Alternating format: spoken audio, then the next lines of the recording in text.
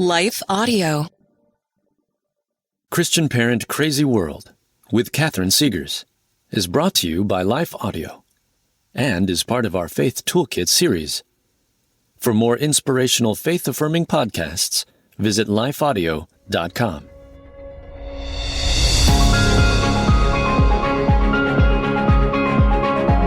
Welcome to Christian Parent Crazy World, the podcast that tackles tough topics to help you be a godly parent in an ungodly world.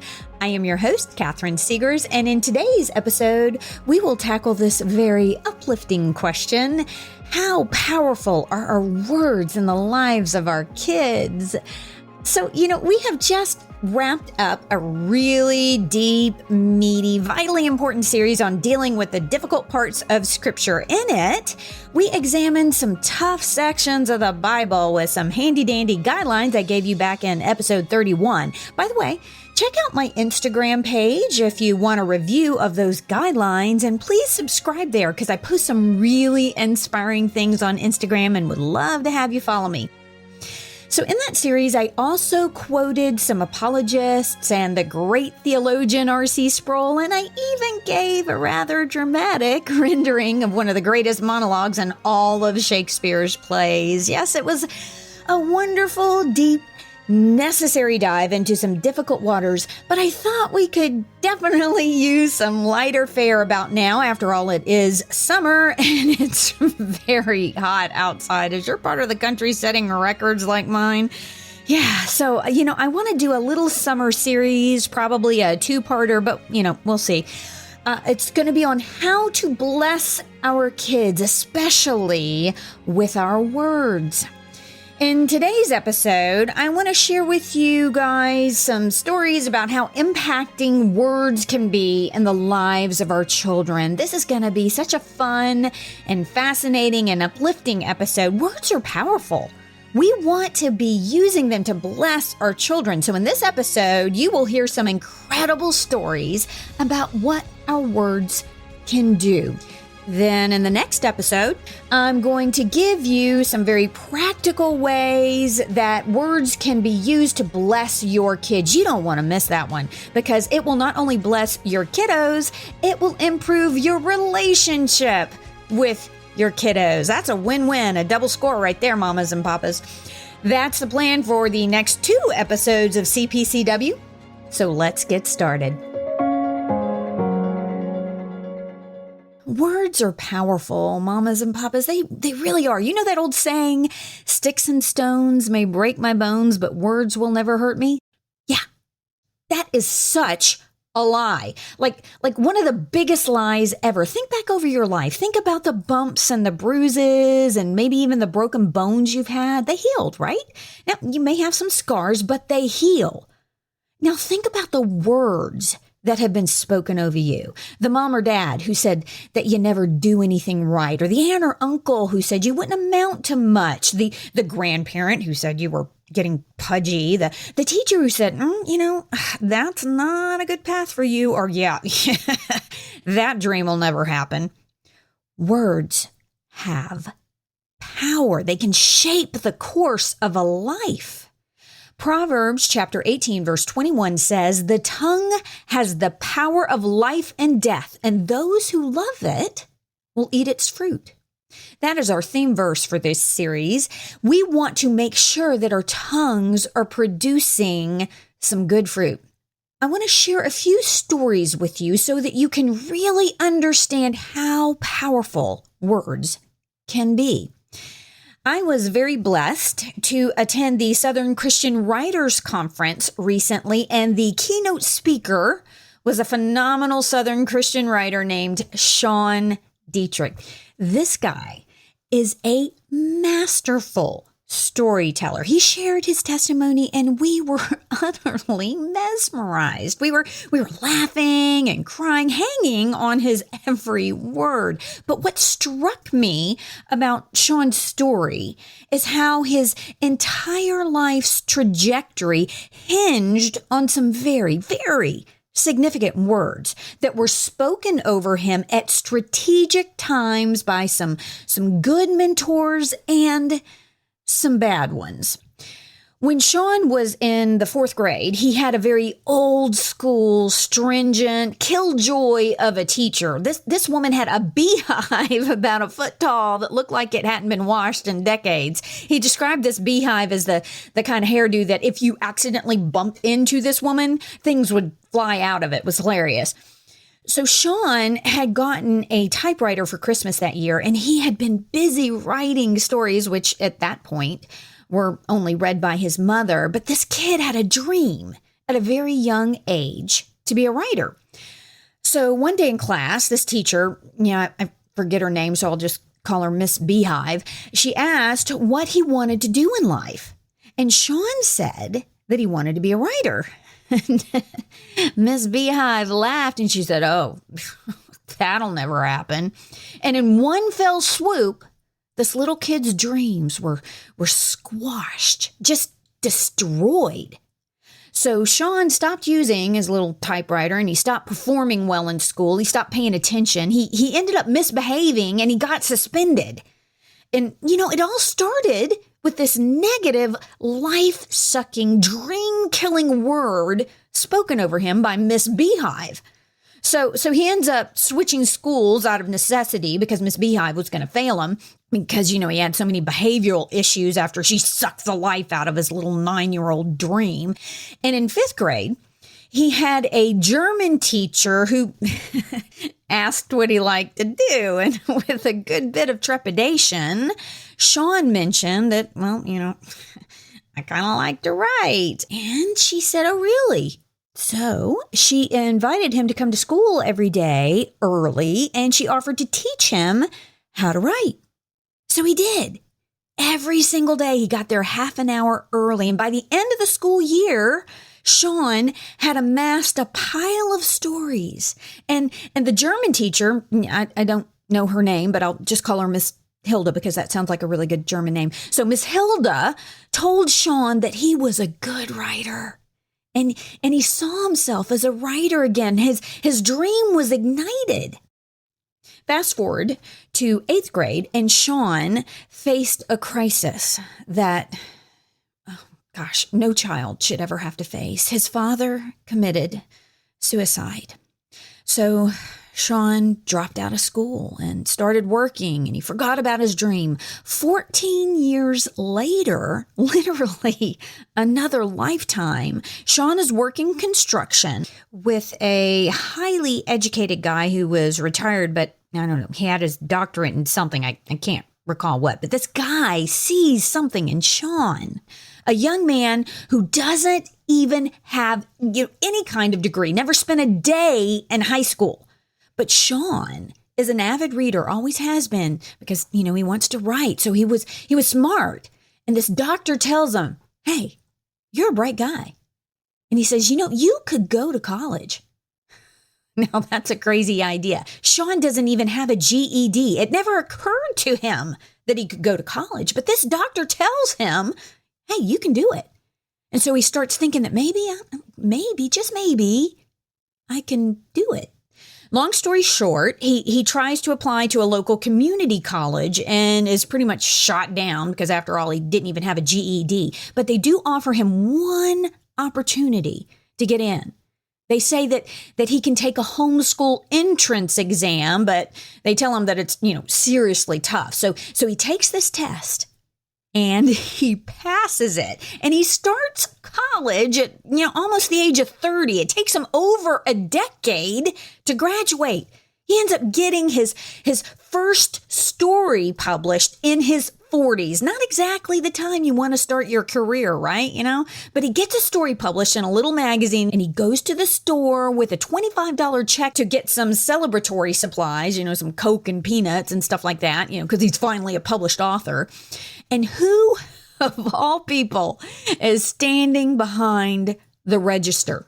You're not going to believe this. Miss Beehive. Seriously, I know, it's amazing. Only God can orchestrate a story like this. This woman who had killed his little 9-year-old dream is ringing up the celebratory supplies he is buying with the proceeds of his first published article. She actually recognizes Sean, and as only God can do, she asks him to forgive her for being so awful.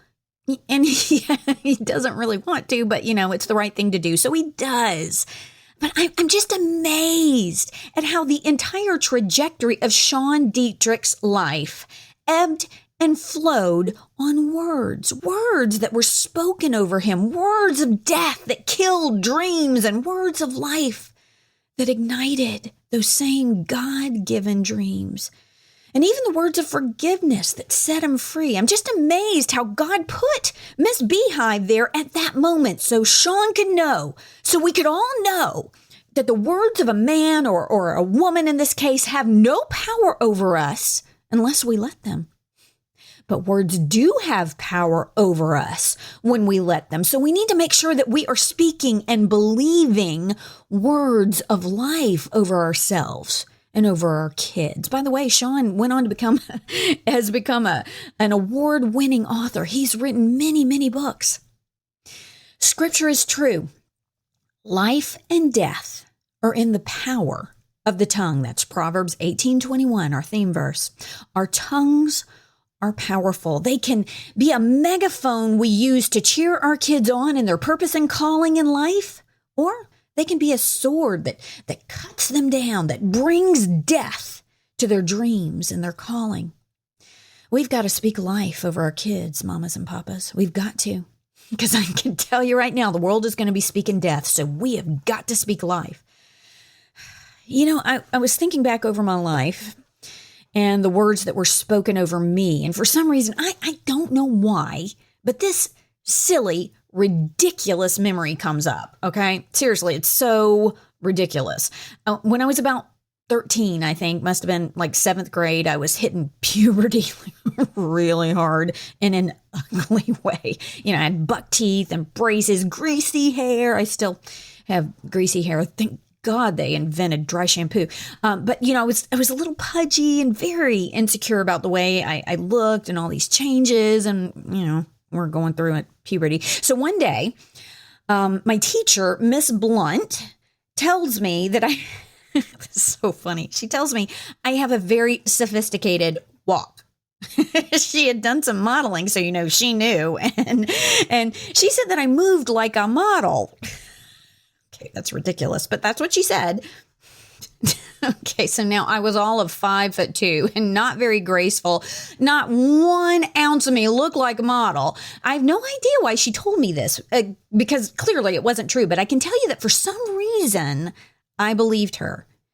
And I started carrying my head a little bit higher. I started thinking of myself a little differently.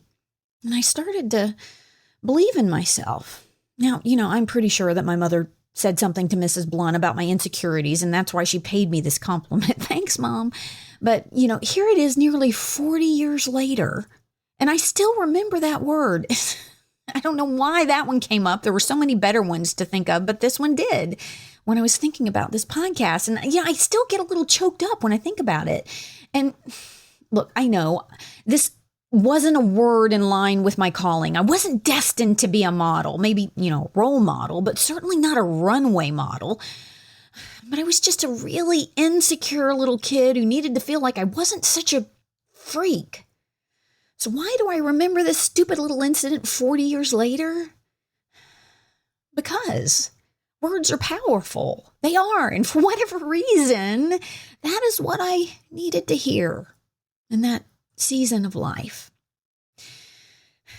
I know, moms and dads, sometimes we think that our kids are tuning us out, but they aren't. I want to share one more story with you about the power of our words. Many of you may be familiar with Dr. Ben Carson. He was the 17th United States Secretary of Housing and Urban Development. And before that, he was a neurosurgeon, and, he's run for president. By anyone's standards, this guy is a phenomenal success. Seriously, it's hard to be more successful in life than Dr. Ben Carson. But what you may not know is that his mother, Sonia Carson, couldn't even read.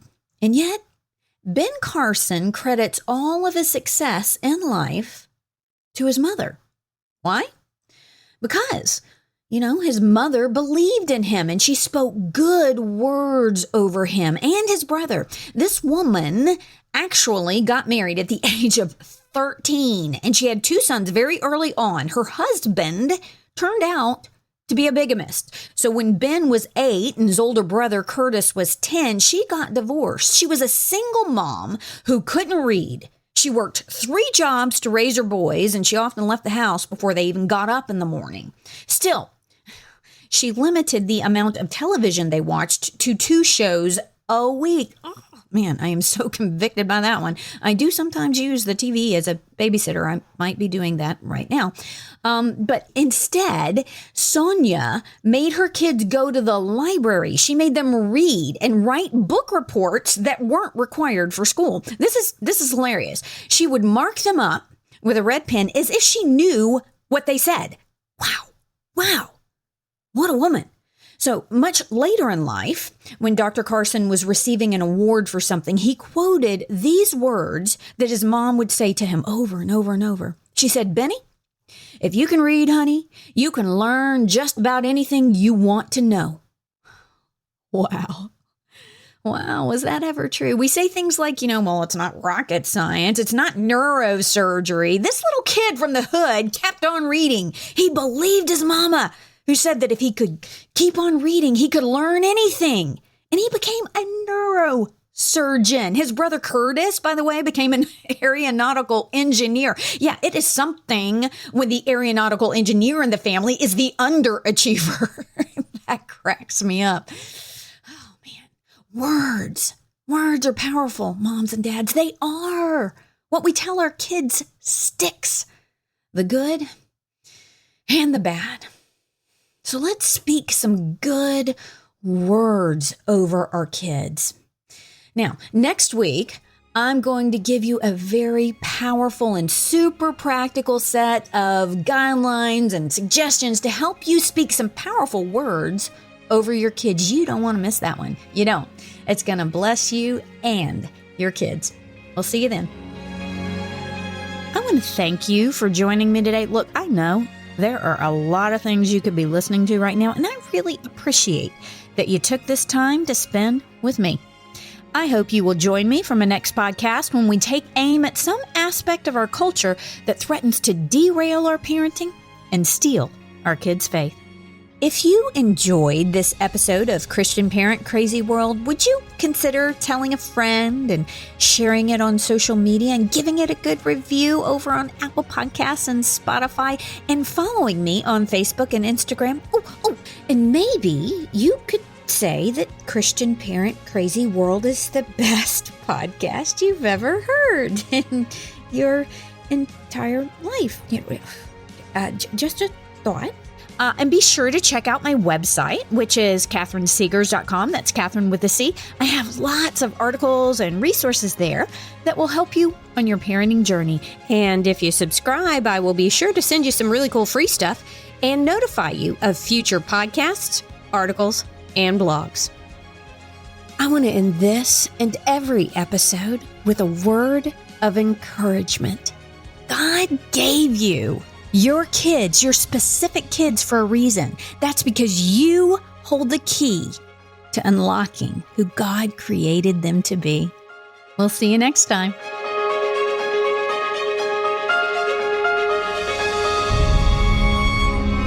Christian Parent Crazy World is a production of Life Audio and Salem Media. If you liked what you heard today, please take a second to rate and review this podcast in your favorite podcast app, so that more listeners like you can find the show. For more faith-filled, inspirational podcasts, visit us at lifeaudio.com.